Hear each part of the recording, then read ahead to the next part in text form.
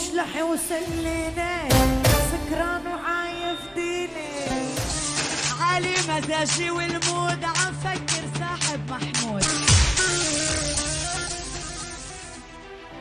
بسبب الكلمات الغير أخلاقية التي تتنافى مع العادات والتقاليد، تم منع فاطمة عثمان الشهيرة بلقب ريم السواس ومهند زعيتر وإنجي فرح ووديع الشيخ من الغناء في سوريا.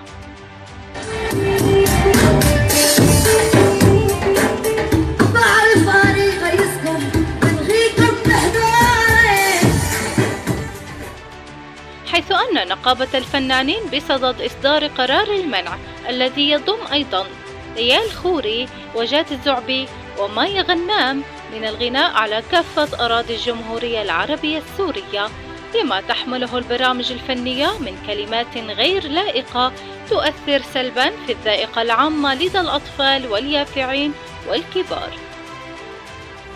أخذوني عن رأسي